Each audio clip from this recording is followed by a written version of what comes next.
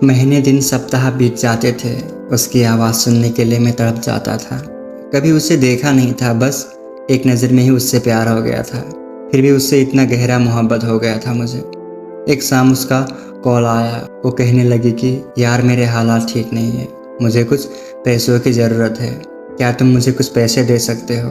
मैंने भी उसे बिना सोचे समझे हाँ बोल दिया। मुझसे रहा नहीं गया क्योंकि वो तकलीफ़ में थी। अपने लोगों को कोई कैसे तकलीफ़ में देख सकता है, वो भी अपने। मैं दिल से उसको अपना मानता था यार। मैं ना नहीं बोल पाया। उस वक्त मेरे पास पैसे नहीं थे, लेकिन मैंने उससे कहा कि ठीक है, मैं पैसों का इंतज़ाम करता हूँ। मैंने कुछ ना सोचते हुए किसी और से ब्याज में उधार पैसे लेकर उसके दूसरे दिन ही उसे भेज दिया। फिर से पहले जैसी बातें होने लगी हमारी। उसने कहा था कि जब मैं घर जाऊंगी हमारे रिलेशनशिप के बारे में हमारे घर वालों को बताऊंगी और घर वालों से बातें करूंगी। और वो बोलती थी कि तुम्हारे जैसा लड़का मुझे कभी मिला ही नहीं, अगर मिले तो बस तुम ही मिले। मेरे दोस्त से बोलती थी वो, यार थैंक्स जो तुमने उसके जैसे लड़के को मेरी ज़िंदगी में ला दिया। मुझे पता था कि उसे चाहने वाले और भी बहुत थे, लेकिन उसने मुझे ही क्यों चुना। मैंने उसे अपने बारे में सब कुछ बता दिया था कि मैं ज़्यादा पढ़ा लिखा नहीं हूँ, मुझे ठीक से पढ़ना लिखना नहीं आता। वो कहती थी कोई बात नहीं, मुझे बस दिल का अच्छा लड़का चाहिए, पढ़ाई लिखाई से मुझे कोई एतराज़ नहीं है, क्योंकि वो +2 तक पढ़ी हुई थी। हर दिन उससे बात होते थे और दिन भर के काम के बाद थकान दूर करने के लिए मैं उससे बातें करता था। उसकी आवाज़ सुनते ही मेरी दिन भर की थकान यूं ही गायब हो जाती थी, सब कुछ भूल जाता था मैं। वो कहती थी जब आप घर आओगे तब हम शादी कर लेंगे। मैं भी यहाँ मलेशिया में था और वो भी अपने गांव से दूर गुजरात सूरत के शहर में थी। किसी इंश्योरेंस कंपनी में काम करती थी वो। मैंने भी कहा ठीक है यार, जब मैं घर आऊँगा तो हम घर आते ही शादी कर लेंगे। एक दिन ऐसा भी आया जब उसे वहाँ से अपने घर के लिए निकलना पड़ा। उस दिन से मेरी ज़िंदगी के बुरे हालात शुरू हो गए।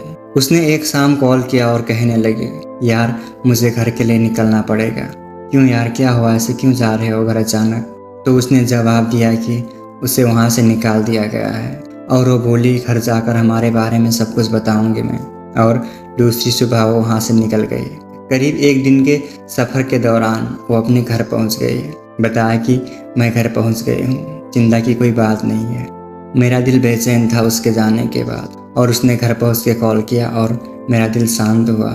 उसके घर जाते ही मुझे उसके आवाज़ बदले से लगने लगे। उसके बाद हमारी बातें नहीं हुई।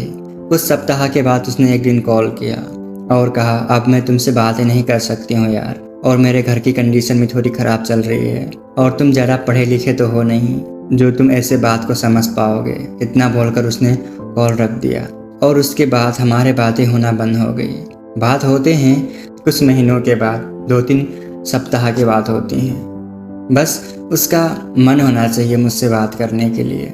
मेरा मन तो उससे बात करने के लिए हरदम तड़पता है, पर मेरे कॉल करने से क्या होगा, मेरे अकेले के प्यार करने से क्या होगा।